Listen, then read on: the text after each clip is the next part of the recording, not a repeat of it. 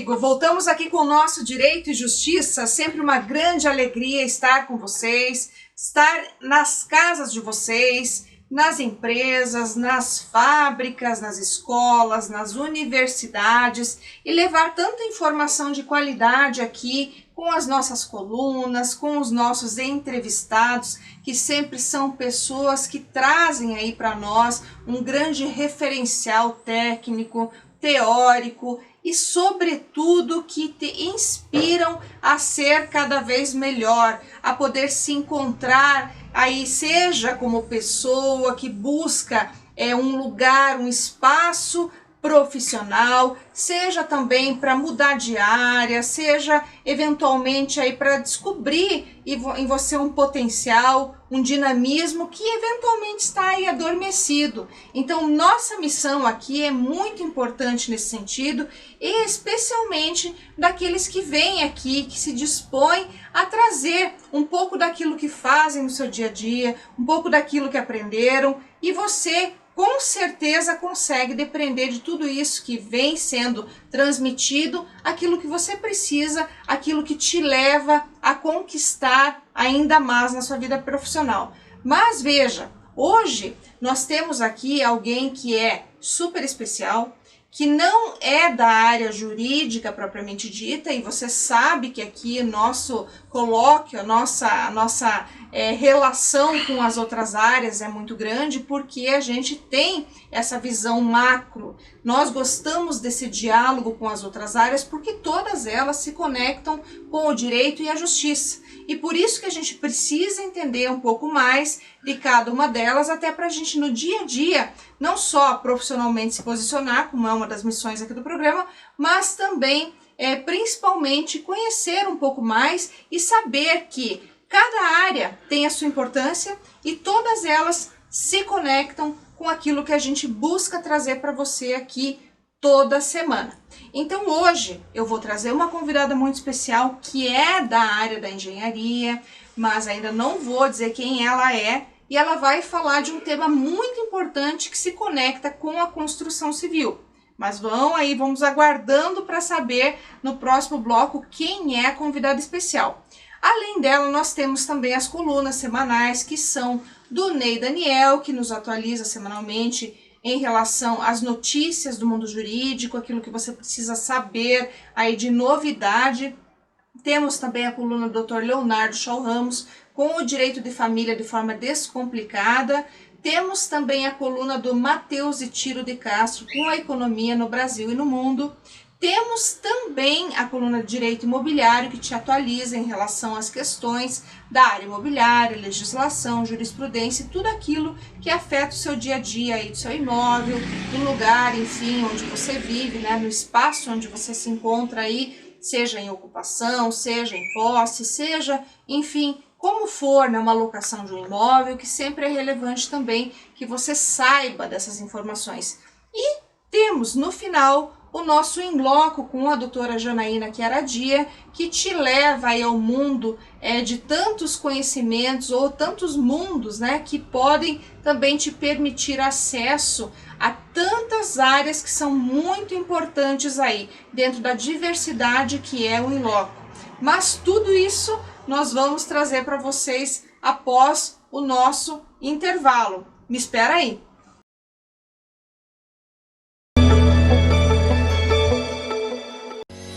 A Domínio Legal Soluções Imobiliárias é uma empresa que possui como objetivo social a gestão imobiliária, no que se inclui a regularização de imóveis.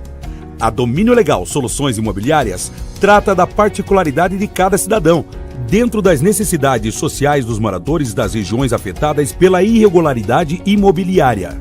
Domínio Legal Soluções Imobiliárias. Olá, querido público, conforme prometi então no início aí do nosso programa, nós estamos hoje aqui com uma convidada muito especial, que é a Gisele Pires. Gisele, seja muito bem-vinda ao nosso programa Direito e Justiça. Obrigada, Débora. É um prazer estar aqui com vocês hoje, né? É uma honra e agradeço muito o convite. Imagina, é um prazer para nós, o Direito e Justiça, tê-la aqui, ainda mais sabendo da profissional que você é, aquilo que você faz na sua prática, né, que realmente repercute não apenas no seu seio, no seu âmbito profissional, mas também, né, aí a gente pode reproduzir isso em vários outros aspectos, inclusive aqui dentro do direito, dentro da justiça, porque a gente sabe o quanto é importante essa temática que você aborda aqui, que é inclusive hoje a norma de desempenho, né, Gisele? Isso. Muita gente até pode perguntar, mas o que é a norma de desempenho? Qual é o papel dela? Onde que eu posso saber, enfim, como que se aplica, né? Enfim, tantos aspectos aqui que realmente são aqui a expertise da Gisele, e ela vai contar pra gente, então, o que é, inicialmente, essa norma de desempenho. Mas, antes disso, eu preciso dizer quem a Gisele é. Muitas pessoas com certeza já te conhecem, até pelo teu know-how, teu técnico, né, o teu conhecimento, o teu trabalho, o que você vem desenvolvendo, mas eu preciso falar um pouquinho de você, de forma resumida aqui, tá? A Gisele, então, ela é engenheira de segurança do trabalho, né, pela UTF-PR, especialista em gerenciamento e auditoria ambiental pela Universidade Positivo, mestre em engenharia civil pela UTF-PR, consultora em processos relacionados à norma de desempenho, consultora também, auditora líder em ISO 9001 e tantas outras aqui que a gente percebe, auditora certificada também, e pelo ABEND, é isso? Isso. ABEND RAC, PBQP-AH, né, que é bastante conhecida da construção civil, né, e também auditora certificada pela ABEND RAC ISO 9001, entre outras aqui, né, certificações que ela tem que são relevantíssimas para a área de atuação dela, e não só para a área de atuação, né, mas também para a construção civil, como a gente comentou, né, Gisele? Ah, obrigada. A Débora foi gentil aqui na apresentação. Sim, a norma de desempenho é um assunto, à primeira vista, muito técnico, né? As pessoas dizem, o que é esse negócio de norma de desempenho, né? O que isso tem a ver com a minha vida? Mas, na verdade, a norma de desempenho, ela tem um aspecto técnico muito forte, porém, ela impacta no dia a dia, na qualidade de vida de cada um de nós, nas nossas residências. Né? Então a norma de desempenho ela é uma norma que ela fala do comportamento no uso, do imóvel no uso, o desempenho dele, não na fase de projeto, não na execução da obra, mas como ele vai se comportar enquanto a gente está utilizando nas nossas casas, né? Nos apartamentos, casas. Então, toda vez que a gente está falando de imóvel residencial, e ele vai impactar muito na nossa qualidade de vida, né? E a gente vai ter os dois lados da moeda, aquilo que a gente nunca pensa. A gente sempre pensa, só tem um lado. Então nós vamos tratar assim a questão da construtora e a questão do usuário, do proprietário, do morador. Então a norma ela fala muito disso, como que esse imóvel se comporta durante o uso. E aí ela traz vários aspectos. Então essa é uma norma, assim, quando a gente fala no aspecto técnico, ela é muito densa, ela é uma norma enorme. Só pra você ter ideia do que a gente está falando, a gente está falando de 400 páginas de norma. É bastante coisa. A gente fala muitas vezes da lei, nossa, a lei é tão extensa, né? Mas imagina, Isso. 400 páginas de norma. Mas ela tem um aspecto muito importante que é isso, relacionado à qualidade de vida. Então a norma de desempenho, ela fala do comportamento no uso, não importando se nós estamos falando de uma residência de alto padrão ou uma residência popular. E aí ela traz níveis de desempenho, que são níveis de desempenho chamados de mínimo, intermediário ou superior. Então, como o nome diz, mínimo é o que a gente espera, né? Que qualquer edificação, independente de ser uma edificação mais popular ou um alto padrão, ele tem que atender. E a partir daí, ela tem outros níveis de desempenho. E existe uma preocupação nesse atendimento. Então, por norma, o mínimo é o que é requerido para toda e qualquer edificação habitacional, residencial. Tá? Não se aplica para obras industriais, comerciais, aí a gente não entra nesse mérito. Mas ela trata de aspectos muito importantes, porque ela vai falar sobre a questão da segurança, né? Então é segurança no uso, segurança estrutural, segurança contra incêndios. Ela vai falar de uma questão mais de sustentabilidade, por exemplo, manutenibilidade, né? Durabilidade. Vai falar também na questão ambiental. E ela trata questões relacionadas à habitabilidade, então que são as coisas mais conhecidas, que é desempenho térmico, desempenho acústico, desempenho lumínico, estanqueidade. Quem já não teve aquele probleminha de infiltração em casa, né? Então ela vai trazer também aí outros aspectos relacionados à habitabilidade. Então ela é uma norma bem ampla, mas que ela tem um foco realmente no uso, né, quando a gente está aí no dia a dia das nossas edificações. Então a construtora lá, ela vende o apartamento e daí o comprador diz, não, mas eu quero trocar o piso, posso? Ah, ok, pode. As opções de piso são essas. Não, mas eu não quero esse, eu quero aquele porcelanato polido lindo, aquele que eu vou me espelhar. Só que aí você não... E ele quer pôr no banheiro, né? Porque é lindo. Só que ele não pode pôr. A construtora, aí ela diz, não, a gente não pode. Não, mas então eu não vou comprar o seu apartamento, porque eu vou ter comprado outro que altera para mim. Qual que é o problema? O problema é que a partir do momento que a construtora altera, a responsabilidade é dela. Exatamente. E o usuário, muitas vezes, ele acha que é chatice da construtora. Mas não é. É para a segurança dele. Por quê? Porque existe um parâmetro que se chama coeficiente de atrito nesse piso e que ele precisa ser respeitado. Então existe um parâmetro definido para áreas molhadas e para áreas secas. Então ele tem que entender. Então às vezes existe essa divergência. Por isso que a gente fala das responsabilidades de ambas as partes. Porque muitas vezes o próprio comprador exige da construtora que ela faça algo que... Não, mas eu pode pôr aí no papel. Eu quero esse aí, vai ser esse. Só que aí gera um impacto negativo para ela mesma. Que vai ser a usuária do empreendimento posterior. Só que daí nesse caso, inclusive, né, Gisele, que eu acho que vale a pena até a gente tocar aqui, em se tratando de direito, né, e obrigações, inclusive, né, aí é aquele belo momento em que, então, a construtora muito provavelmente vai buscar se eximir de responsabilidades. Exatamente. Fazendo com que o consumidor, adquirente dessa unidade, venha assinar um termo, né, de responsabilidade pela troca, até para que não haja depois, lá na frente, uma consequência negativa que venha então a sobrecarregar ou a imputar a essa construtora uma obrigação. Né? E muitas vezes a falha ocorre por desconhecimento de ambas as partes. Né? Exato. Então, naquele momento, o aspecto estético é o que está importando para aquele usuário. Mas posteriormente, durante o uso, ele vai perceber que aquilo fazia sentido, que aquilo era importante, inclusive para a qualidade da vida dele e para o desempenho do imóvel dele. E aí, pessoal, fica a dica, inclusive, tanto para aqueles que querem fazer, se a construtora tem uma diretriz e ela está atuando dentro da norma de desempenho, ou justamente em observância a essa norma de desempenho, certo é que ela não poderá alterar. E se alterar por alguma situação específica, para tentar agradar esse cliente dela, ela vai ter que se munir das provas para que depois ela não venha amargar um prejuízo, que pode aí realmente abarcar danos materiais, danos morais, né? Enfim, tantas outras questões que a gente pode discutir tanto aqui. É que durante os processos de consultoria que a gente presta para as consultoras, a gente faz inclusive essa orientação no sentido de que ela tem que esclarecer para o usuário todos os riscos relacionados àquela alteração e o quanto aquilo pode impactar a vida dele. Então pode parecer que não é nada, mas cabe à construtora a obrigação dela esclarecer, porque ela é de informação, né?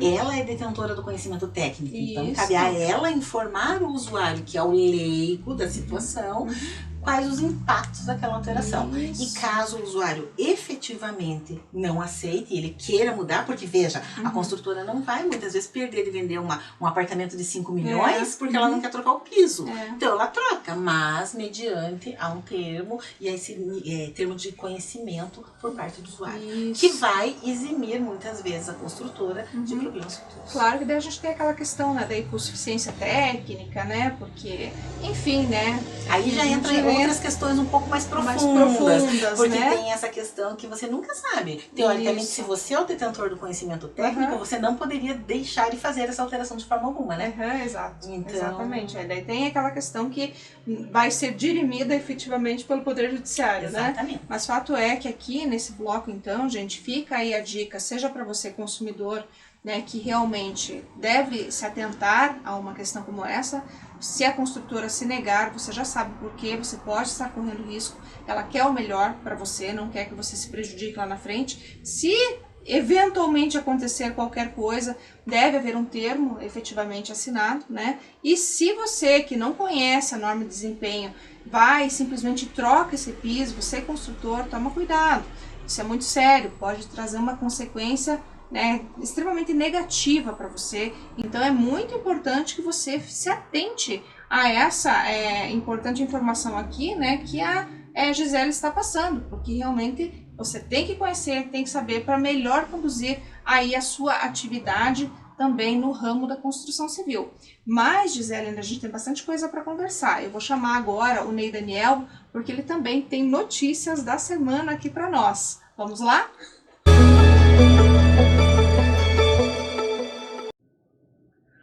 Olá, as telespectadoras e telespectadores e também as entrevistadas e entrevistados que participam semanalmente no programa e também a nossa querida apresentadora e idealizadora deste programa, Débora de Castro da Rocha. Agradeço a oportunidade de participar desse belíssimo programa que possui a ação de informar as pessoas assuntos que estão sempre ligados ao cotidiano. E hoje os comentários se faz para os servidores públicos, pois recentemente o STJ, pelo tema de número 1150, proferiu decisão para que os servidores públicos possam requerer revisões das cotas do PASEP. Ocorre que os servidores públicos das esferas, seja municipais, estaduais e federais, e que já vinham ou vêm contribuindo anterior à promulgação da Constituição Federal com o Programa de Formação de Patrimônio dos Servidores Públicos, ou seja, o PASEP, e cuja promulgação da Constituição Federal ocorreu em 5 de outubro de 1988. Nesse sentido, é possível que os servidores públicos possam requerer as revisões das cotas dos PASEP desde o início das contribuições até a presente data ou até a aposentadoria, que é quando o servidor público recebe os valores do PASEP. Deste modo, as revisões do direito ao PASEP é direito dos servidores públicos com o objetivo de buscar a reparação de valores pelas vias judiciais junto à instituição financeira que administra o PASEP. Bom, gente, esperamos que você, que nos acompanha, tenha gostado desta informação e quer saber mais ou encaminhar perguntas ou sugestões, então entre em contato conosco pelas nossas redes sociais do programa e agradecemos imensamente a audiência semanal ao programa Direito e Justiça.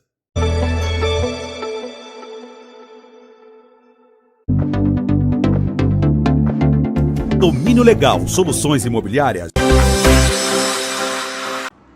Voltamos então aqui com o nosso segundo bloco com a Gisele, falando sobre norma de desempenho.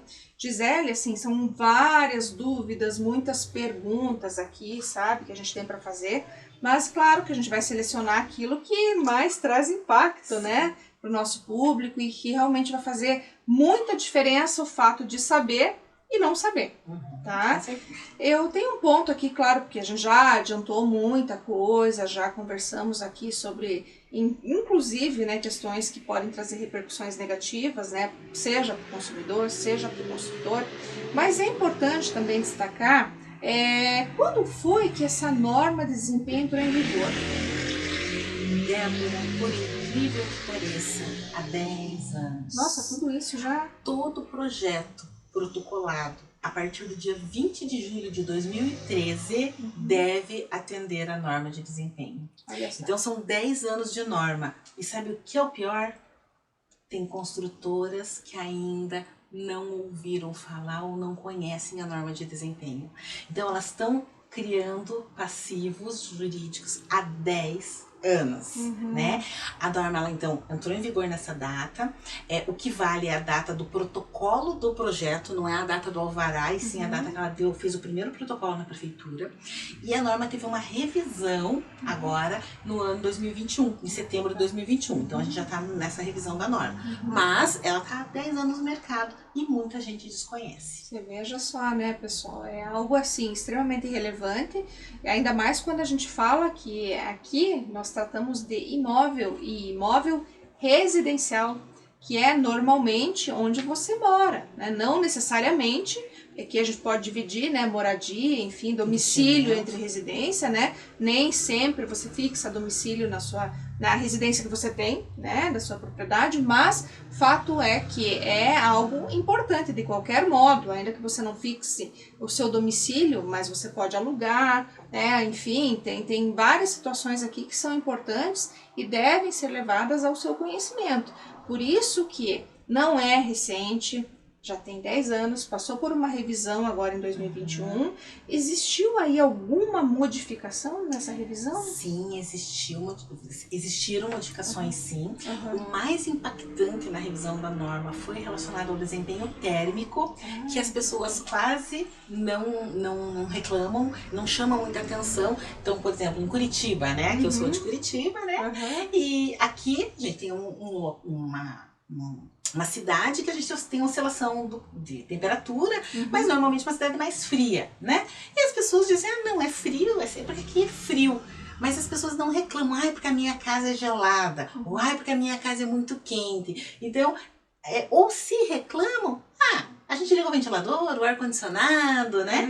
Mas não, a norma traz parâmetros específicos sobre isso. E na versão anterior, eram parâmetros muito difíceis de a gente mensurar, eram parâmetros difíceis de ensaiar, porque quando a gente fala em norma de desempenho, existem questões, a maioria das questões, mais de 80% da norma de desempenho ela é atendida no processo de projetos. E posteriormente, como é que a gente comprova o atendimento? Através de ensaios. Porque uma coisa interessante é a gente falar sobre norma de desempenho. Como a questão da norma ela é no uso, como que as construtoras são requeridas a comprovar o atendimento? Mediante ação judicial. Então, durante o processo de projeto, execução, nada acontece. Aí, quando a pessoa começa a utilizar, que ela percebe que algo está errado, ela entra com uma ação. E aí vem a necessidade de a construtora comprovar que ela atendeu. Então, ela é reativo, não é proativo. Exceto para construtoras certificadas.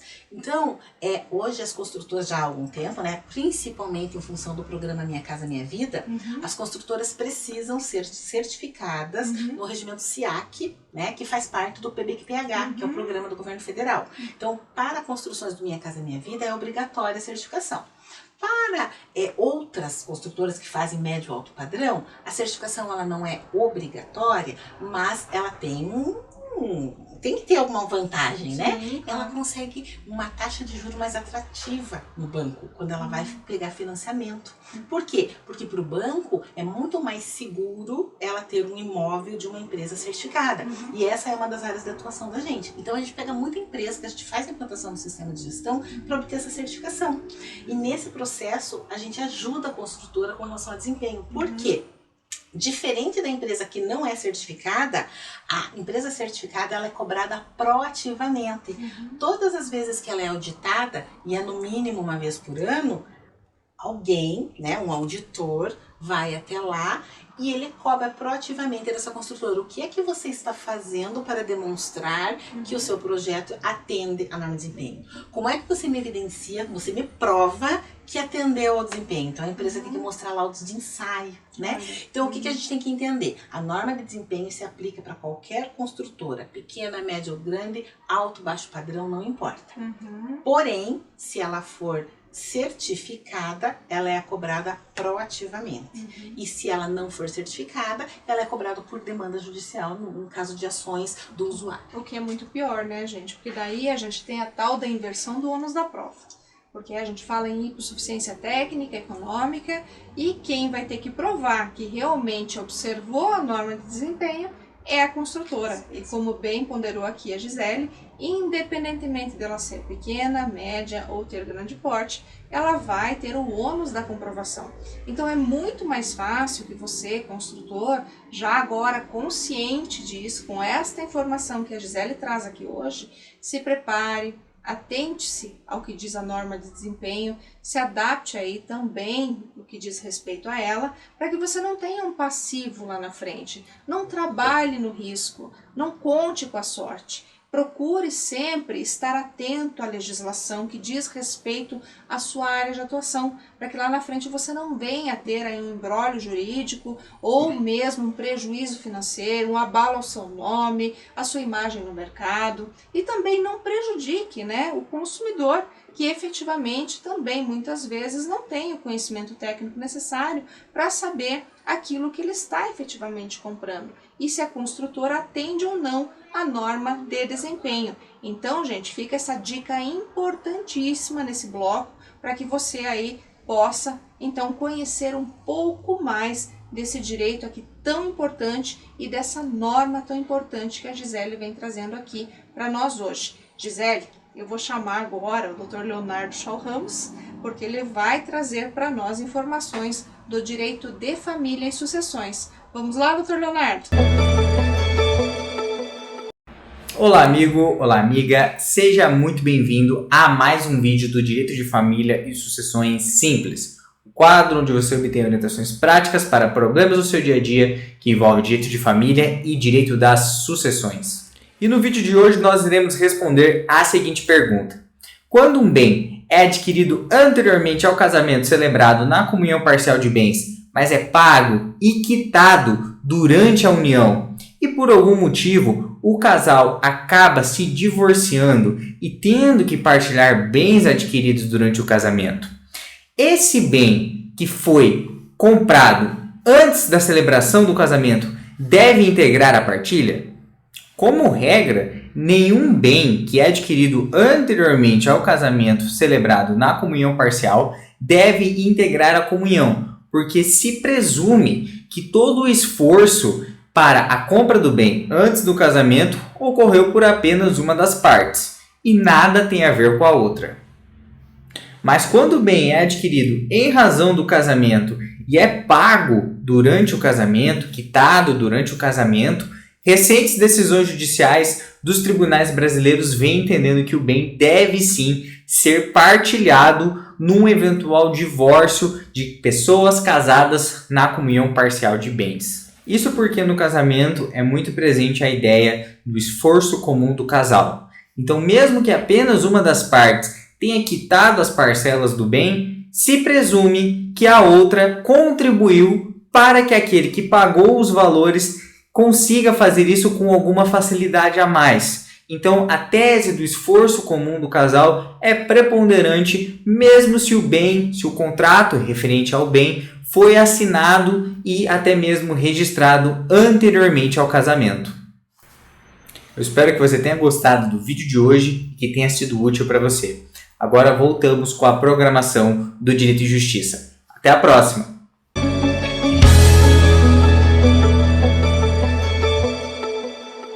Obrigada, doutor Leonardo, sempre trazendo informações relevantes aqui para o nosso público, né?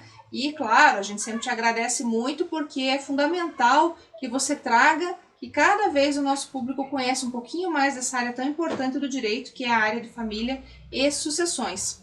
Mas voltando então aqui com a Gisele, tem muita coisa para te perguntar.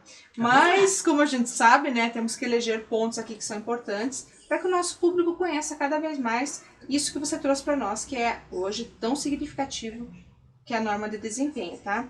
Então aqui, quando a gente para pensar, né, quem tem então responsabilidade em relação à norma de desempenho? Porque a gente falou de construtor, a gente falou de consumidor, né, a gente falou já entre linhas ali de responsabilidades no sentido de observar que não pode, né, se excusar, e isso é uma questão legal, né, a gente já falou disso em outros programas sobre a questão da publicação da norma. A partir do momento que ela é publicada, independentemente de qualquer coisa, ninguém pode se excusar ao seu cumprimento, né, até porque a gente tem o CDC que também fala sobre isso. Mas aqui, pontualmente, como que funciona? Então, Débora, é bem importante a gente ficar atento a essa questão das responsabilidades. Por quê? Porque nós temos várias partes, vários intervenientes envolvidos aí, né? Porque é responsabilidade do construtor executar de forma adequada. Mas como é que ele vai executar de forma adequada se o próprio projeto que ele tem que seguir não atende? Então o construtor ele precisa fazer uma análise desses projetos e aí muitas vezes é o problema porque ele não tem conhecimento técnico para fazer isso, né? Então muitas vezes ele tem que ou qualificar uma equipe ou buscar no mercado uma consultoria ou alguém que possa apoiá-lo nesse sentido. E aí fazendo essa análise, retornar para o projetista dizendo, olha, aqui não está atendendo, precisa revisar isso, aquilo, para fazer esse ajuste. Aí ele precisa executar o projeto, né, conforme foi definido, um projeto que atenda a norma, né? Cabe ao construtor fazer os ensaios que comprovam o atendimento, porque veja, o projeto ele diz, olha, mediante aos estudos, simulações, a dados de fornecedores, nós estamos projetando um sistema que ao final deve atender o que a norma pede. Ótimo. E agora a pergunta é, atende ou não atende? Né? Então como é que a gente vai provar que atende? O construtor realiza ensaios que vão demonstrar o atendimento. E aí entra o fornecedor, porque muitas vezes o construtor não precisa contratar ensaios. O próprio fornecedor de material, ele entrega ensaios relacionados aos seus produtos. Por quê? Porque é uma obrigação do fornecedor fazer a caracterização do seu material. Então, se eu vendo um determinado produto, cabe a mim, como fornecedora, caracterizar o meu material e entregar laudos que comprovam. E, por fim, o usuário. Porque, veja, a norma, ela traz muitas responsabilidades para as outras partes envolvidas, mas para o usuário também. E aí eu esqueci de falar uma coisa que é muito importante, que é a obrigação do construtor a entrega do manual de uso, operação e manutenção do imóvel. O famoso manual do proprietário e manual do condomínio. Que essa é uma outra dor das construtoras. Muitas vezes elas têm manuais muito mal elaborados, que não possuem a comprovação técnica necessária, né? E que não dão a orientação necessária ao usuário. E aí, de novo, nós temos os dois lados. Se o manual for de boa qualidade, o que ocorre? É a obrigação do usuário fazer as devidas manutenções para que o desempenho se mantenha ao longo do tempo. Problema da construtora, se o manual dela não for adequado, ele não vai trazer a orientação que o usuário precisa, porque a gente não pode esquecer que o usuário é leigo. Então o usuário, ele tem que seguir as orientações do manual de uso, operação e manutenção, com relação às manutenções, aos prazos necessários. O usuário não pode fazer alterações que afetem o desempenho da edificação entregue, tá? Então isso é muito importante. E por quê? Vou dar mais um exemplo que é fácil de a gente entender, que é em relação à acústica. Quando a gente fala, eu falei o exemplo do salto, né? Então veja, a construtora, ela determinou um projeto que determinou um sistema de piso que atende ao desempenho acústico necessário. Então eu não me incomodo com o salto da vizinha, né? Daí o proprietário diz, eu não gostei desse piso, eu vou trocar, eu vou colocar um outro. Ele vai lá, lembrando que existe uma norma de reformas e que é a obrigação do síndico, esse é um outro assunto, é uma obrigação do síndico controlar todo esse processo de reforma, né? 16.280, isso, com a RT, engenheiro responsável e tudo mais. Mas, vamos lá, não fugindo do assunto, né? Ele vai lá e faz uma reforma. Se ele fizer uma reforma que altere o nível de desempenho no apartamento dele, quem que vai sofrer? O vizinho de baixo.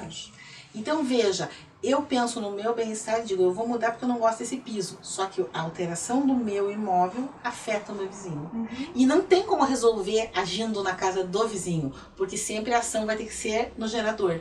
Então, o usuário, ele não pode fazer alterações que afetem o desempenho. E por isso é tão importante também o manual do proprietário. Porque a partir do manual do proprietário, ele vai saber alterações que ele pode ou não pode fazer também no imóvel dele.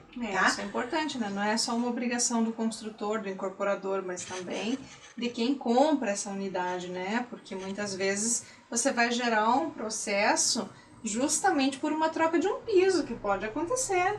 É uma geração de barulho ali que incomoda o teu vizinho em razão do desatendimento da norma de desempenho, né? E lembrando que, veja, por isso que eu falei que é obrigação do projetista fazer a especificação técnica. Porque se for estética, não faz diferença. Sim. Mas se for técnica, na hora de trocar o piso, você tem que trocar por um piso que atenda a mesma especificação técnica, né? Então, isso é bem relevante aí quando a gente fala nessa questão das responsabilidades. E por último, cabe ao usuário manter registros de todas as manutenções que ele tenha feito. Por quê? Para que ele possa garantir, né? Se eventualmente ele venha ter um problema e ele venha reclamar com a construtora vai querer evidências de que ele fez o que estava previsto no manual. Então, cabe também ao usuário manter os registros referente a tudo que ele fizer ao longo da vida, né, dele naquele imóvel, inclusive a atualização do manual do proprietário. Olha só, até isso, né? Até nós tivemos aqui uma engenheira super renomada também, que foi a Simone Cossar, que veio e falou pra gente sobre justamente o manual do proprietário, que é algo muito relevante, que muitas vezes, né, tanto consumidores, né, adquirentes, quanto construtores e incorporadores não dão, às vezes, a importância devida, né? E que aqui você também reitera, gente, e vale a pena a gente, inclusive, fazer a chamada lá naquele programa em que nós tivemos o prazer também de falar com a Simone aqui, que bem tratou desse assunto, assim como está tratando também hoje a Gisele. Mas, Gisele, eu vou chamar agora mais uma coluna, que é do Matheus e Tiro de Castro, que vai falar sobre a economia no Brasil e no mundo. Vamos lá, Matheus?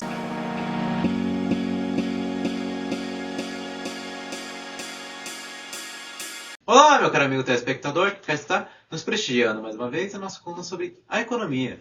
E hoje eu gostaria de tratar um pouquinho contigo a respeito de temas bastante polêmicos que têm repercutido em razão da eleição do autoproclamado anarcocapitalista Javier Milei na Argentina, trazendo consigo propostas bastante radicais para a economia em sentido de conter a hiperinflação vislumbrada no país vizinho, sendo estas a proposta de acabar com o Banco Central e também de dolarizar a economia argentina, na medida em que Milei compreende que o Banco Central constitui a principal razão do processo hiperinflacionário verificado na Argentina.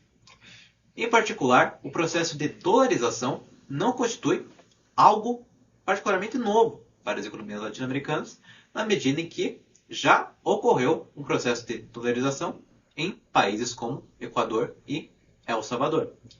Inclusive, a um primeiro momento, destacou-se um estímulo bastante positivo em sentido do processo de desinflação, ou seja, os efeitos pretendidos de controle do nível de preço, de fato, acabaram sendo engendrados para essas economias em razão da dolarização, isto é, a substituição da moeda local pelo dólar enquanto moeda de curso legal nos sistemas monetários em específico daqueles países.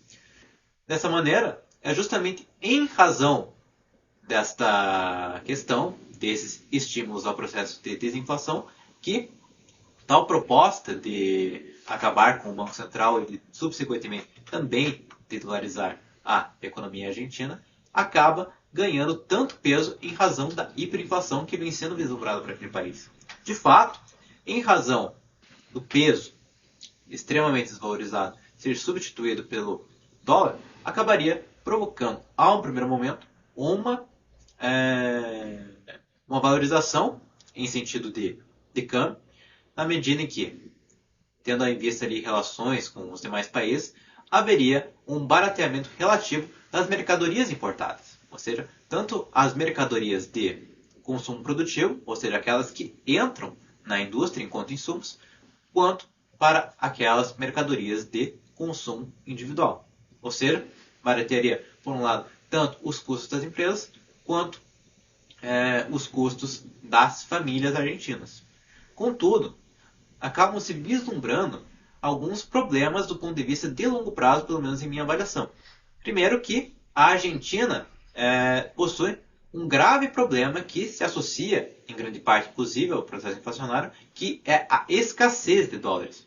Tanto é que o próprio Milei afirma que levaria pelo menos entre 18 e 24 meses para colocar tal proposta sobre bases sólidas, na medida em que a economia argentina possui um setor exportador cuja dinamicidade não é suficiente para gerar os dólares necessários. Tanto é que a Argentina possui um sério problema de balanço de pagamentos, ainda que o câmbio esteja desvalorizado até esse ponto.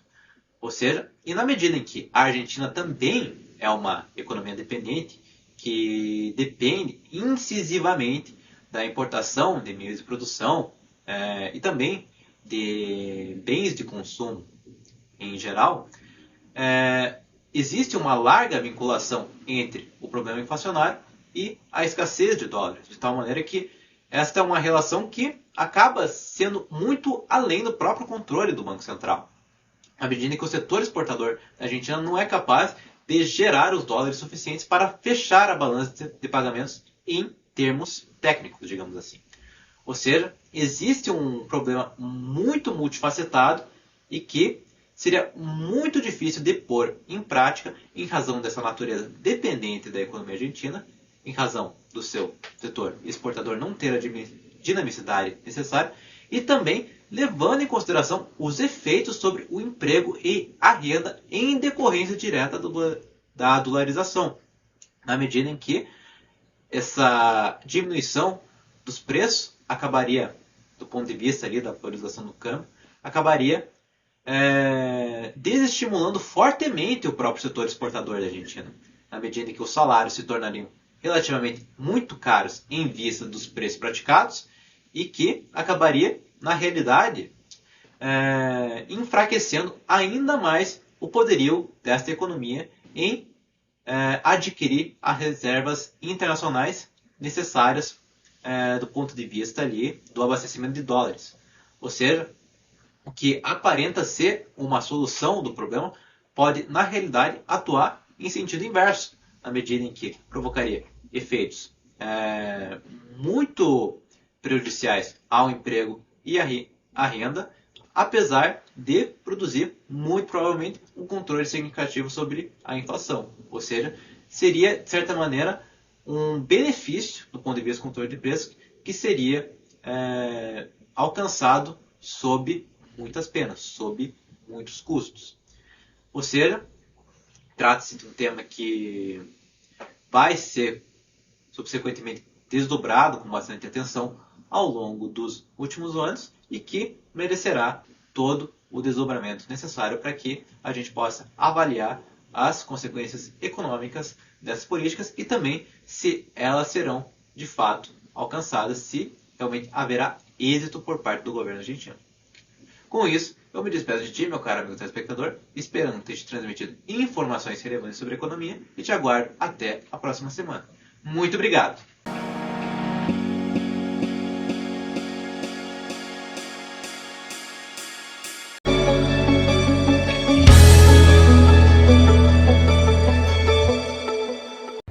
Depois da coluna do Matheus, né, que falou muito bem aí sobre a economia, importantes considerações sempre aqui para nós, né, sempre traz impactos significativos para o nosso bolso, né, Gisele? Sim, importante. Vamos falar aí, voltamos então, né, para falar aqui da norma de desempenho.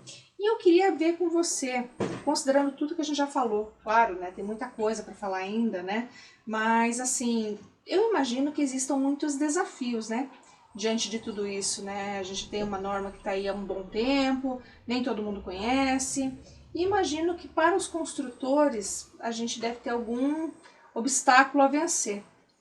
Sim, são muitos desafios na vida do empresário, do empreendedor, né? Em qualquer área, em qualquer ramo, né? Mas a construção civil ela é cheia de desafios, né? Então veja, de forma geral, diferente muitas vezes de uma indústria que produz um único produto, que tem uma única norma, quando nós falamos de norma de desempenho, além do conhecimento específico na norma de desempenho, que eu falei que são aproximadamente umas 400 páginas, né? E é um conhecimento técnico, a gente está falando de uma forma menos técnica aqui, né? Mas é um conhecimento super técnico envolvido. A norma de desempenho deve citar mais umas 1000 normas técnicas. E aí o atendimento ela referencia, porque a norma de desempenho ela traz conceitos novos, mas na maior parte dela, ela cita normas ABNT vigentes. Então, você tem que demonstrar esse atendimento. Então, eu acho que o grande desafio é a questão do conhecimento. Então, é um conhecimento técnico bem específico. Tem uma questão de divulgação, né? Então, você veja, 10 anos depois, muitas pessoas não conhecem a norma. Nem o usuário conhece e nem a construtora conhece. Então, o fato desse desconhecimento, ele traz prejuízos de ordem geral. Por quê? Porque a gente poderia ter um mercado melhor, imóveis com mais qualidade, pessoas mais qualificadas. Então, eu acho que a questão do conhecimento é um grande desafio.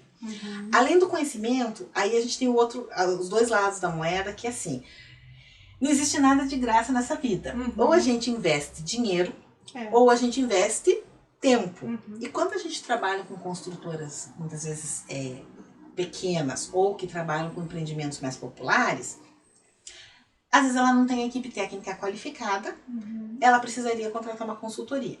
Mas às vezes ela não tem recurso para consultoria. Aí ela diz, não, eu vou qualificar uma equipe interna. E às vezes a gente ministra vários cursos de qualificação em relação ao desempenho. Só que daí o que a gente percebe? Ela qualifica, mas a pessoa não tem tempo para fazer, para pôr em prática. Então eu acho que esse desafio, que é o tempo versus recurso, também é uma coisa que a empresa tem que colocar na balança. Mas o que eu sempre enfatizo? As pessoas são muito imediatistas, de forma geral, nós somos, Sim, todos são, né? E ela, muitas vezes, ela não enxerga que ela tem que plantar hoje para colher no futuro. Porque é mais ou menos como seguro de carro, que a gente paga para não usar, né? Então, é mais ou menos a mesma coisa. Então, o desempenho, se ela não investir hoje, ou na qualificação dos seus colaboradores, ou na contratação de alguém qualificado para apoiá-la nesse sentido, a conta vai bater na porta dela lá no final. E a gente sempre comenta, qual é o nível de preocupação que a construtora tem que ter? Eu sempre brinco, vezes o número de unidades que ela entrega. Se ela entrega uma, né, tá mais fácil. Agora, se ela entrega 500, 1000 unidades, aí é diferente, né? O valor do imóvel também interfere. Então, eu acho que o primeiro desafio, ele está muito vinculado a conhecimento e a qualificação e investimento também, que é recurso, dinheiro e tempo, né? Então, eu acho que é uma coisa que a empresa tem que pesar e ela tem que entender que não é custo, que é investimento. Então, é um imóvel para a vida. Então, a partir do momento que a gente tem uma preocupação com o desempenho, que o usuário busca comprar de construtoras que se preocupam com isso, ele vai ter um imóvel que vai durar mais, vai ter menos problemas, vai trazer mais, inclusive, assim, benefícios no dia a dia, no conforto, no uso, no bem-estar dele. Quem dirá até na saúde, né? Então, são só benefícios. Então, a gente acaba muitas vezes focando no problema, na dificuldade, e esquece de focar na quantidade de benefícios que as normas nos trazem. Então, o construtor ter a confiança de saber que ele está fazendo a coisa certa, porque ele tem uma norma que está embasando o trabalho dele, é muito bom. É uma tranquilidade, né? Mas a gente não pode negligenciar. A gente tem que estar atento, as normas, elas estão sempre se atualizando, né? Então, o construtor, os projetistas têm que estar sempre buscando essas atualizações. E cabe ao usuário, sim, cobrar das construtoras, buscar construtoras que querem e buscam esse atendimento, né? Muitas vezes você compra de pessoa física ou você compra de construtoras mais em conta, vamos chamar assim, com imóveis mais baratos, mas isso tem um custo. E é importante a gente ressaltar aqui, tá? Que não é porque a construtora é pequena ou porque ela faz obra popular que ela não atende a norma. Isso é um mito, é um mito. Achar que o alto padrão atende e que o popular não atende. Muitas vezes o alto padrão não atende a norma, tá? E aquela empresa pequena, né, atende. Até por precisar muitas vezes do recurso financeiro que é de venda, né? Da própria não é mais difícil pela questão de recursos que nós comentamos, mas a gente tem que entender que não quer dizer que alto padrão sempre atende, o popular não atende. Não é assim, tá? Então a norma ela é democrática, porque ela solicita atendimento em qualquer tipo de habitação. Bacana. Bom, pessoal, tem muita coisa aqui para a gente conversar, né? Mas infelizmente nem tudo a gente consegue trazer, né? Mas de qualquer maneira, eu vou chamar agora o direito imobiliário aqui, inclusive, que é bastante importante e acaba sempre, né, aí atendendo essas questões para que o nosso público conheça cada vez mais. E na sequência eu vou trazer também aqui o In Loco, que semanalmente acaba também contribuindo significativamente aqui para o nosso programa. Vamos lá? Olá, meu querido amigo! Voltamos aqui com a nossa coluna de Direito Imobiliário e hoje eu vou falar sobre o projeto de lei 1139 de 2019 e também da possibilidade de revogação ali da lei 10.931 de 2004, mais especificamente do artigo 9º, que trata do prazo para quitação das dívidas da incorporadora. Vejam que quando você fala na aquisição de imóvel na planta, logo já vem muitas dúvidas à cabeça. Será que aquele imóvel de fato será construído? Será que realmente é um bom investimento para mim? Será que eu vou receber esse imóvel dentro do prazo contratado? Então, além dessas questões, né, nós temos também que nos preocupar com o fato e a possibilidade de, eventualmente, haver uma falência dessa incorporadora. Justamente quando a gente fala em falência, a gente tem o patrimônio da afetação, que foi um instituto jurídico que realmente se prestou a proteger este patrimônio destinado a esta obra. Ou seja, a lei me diz que, uma vez instituído o patrimônio de afetação, eu terei o patrimônio ou aqueles valores que são pagos pelos adquirentes reservados, protegidos, afetados pelo patrimônio de afetação, que na verdade vai impedir que esta incorporadora utilize este valor que está sendo destinado para essa obra para outro empreendimento. Esse é um ponto. Então você já tem uma proteção aqui. Só que o artigo 9º ele falava que neste caso, por exemplo, de haver falência e você poder aí dar prosseguimento a essa obra, que é o caso aqui da própria lei, né, do patrimônio de afetação, você deveria, então, o adquirente, de forma geral, essa coletividade, pagar dentro de um ano os débitos trabalhistas e previdenciários, etc. Só que agora, com este projeto de lei, então o 1139 de 2019, o que se tem é justamente a possibilidade de que se revogue esse artigo e justamente esse prazo aí que, em regra, vai trazer maior onerosidade ao adquirente, ou seja, aquele adquirente que já está sendo tolhido do seu direito de receber o imóvel dentro daquele prazo, e até mesmo de receber o imóvel nas condições acordadas, ele então ainda teria que fazer um aporte financeiro para pagamento dessa dívida. Então, com base nessa situação, houve o ânimo para que este projeto fosse apresentado visando salvaguardar o direito desse adquirente, de modo a fazer com que este prazo, então, seja aí revogado, ou seja, eu não tenha, o dispositivo seja revogado a fim de que eu não tenha o prazo, então, de um ano para pagar. Porque logo nós precisamos pensar que esse adquirente já está vulnerabilizado financeiramente e não pode ser exposto a uma situação que o obrigue a ficar ainda pior, ainda mais defasado financeiramente. Então, pessoal, o que a gente tem hoje é um projeto que está tramitando, está em andamento e esperamos, então, essa efetividade, ou seja, que nós consigamos ao final ter essa revogação para que este adquirente possa ter a tranquilidade de não ter que ser surpreendido com o pagamento de um débito que não é seu, que em tese deveria ter sido pago pela incorporadora e não foi. E também, gente, para que a gente tenha segurança jurídica, né? Porque se eu tenho uma lei que retira, né? Ou a partir do momento que eu tenho uma obrigação sendo retirada, que é um encargo muito grande para o hipossuficiente para o adquirente, eu tenho uma segurança jurídica maior. E, sobretudo, eu consigo também aplicar um dinamismo maior a essas relações negociais, ao mercado imobiliário, promover uma ascensão desse mercado, porque eu vou ter, então, esta segurança que vai promover aí a possibilidade de muitas compras e vendas, né? Aquisições que vão se dar com maior tranquilidade.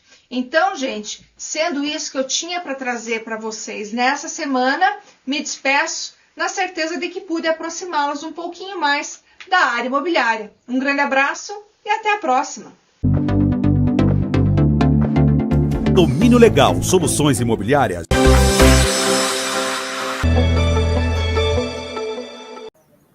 Olá pessoal, Janaína Queradia do Inloco, transmitindo informações, compartilhando experiências.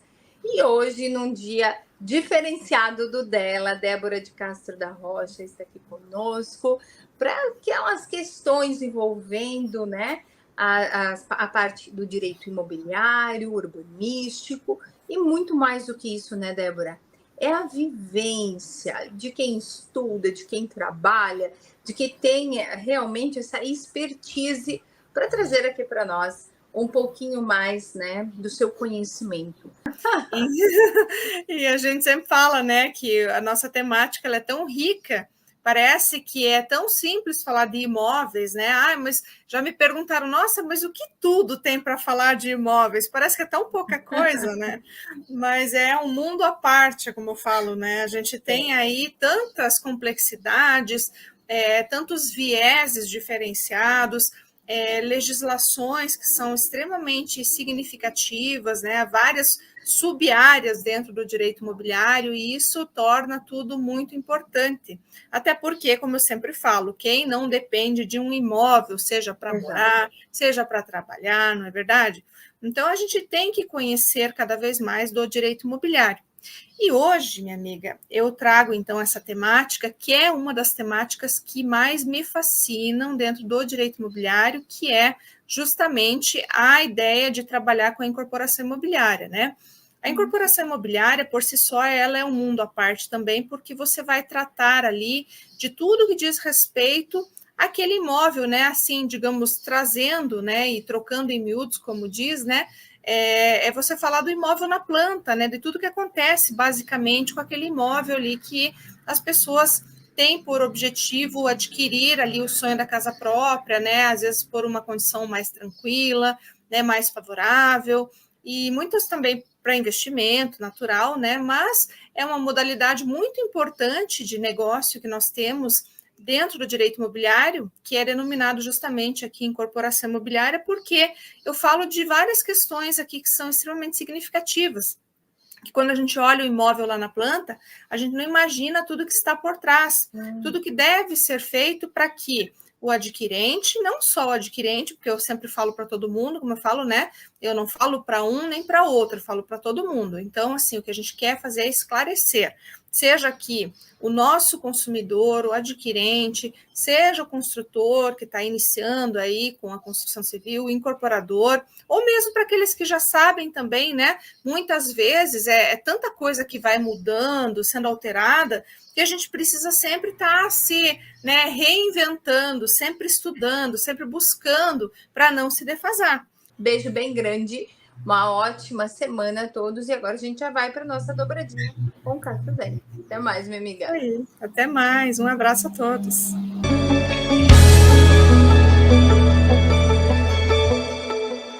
Bom, voltamos aqui com o nosso último bloco agora para falarmos mais um pouquinho com a Gisele sobre a norma de desempenho e até para que ela deixe aqui para nós algumas considerações do teu ponto de vista, Gisele, que são assim aquelas que realmente o nosso público deve lembrar para que não tenha problema, seja construtor, incorporador, seja o consumidor adquirente da unidade, para que realmente fique aí, marque para ele todas as vezes que ele se deparar com situações envolvendo aí o imóvel, a construção, a compra, né, para que ele não tenha problemas, Gisele. Tá joia. Veja, eu sempre falo assim, a gente pode não ter nada na vida, mas eu acho que o nome da gente é a coisa mais importante que a gente tem, né? Eu acho que isso vale para a pessoa física e vale para a pessoa jurídica, né?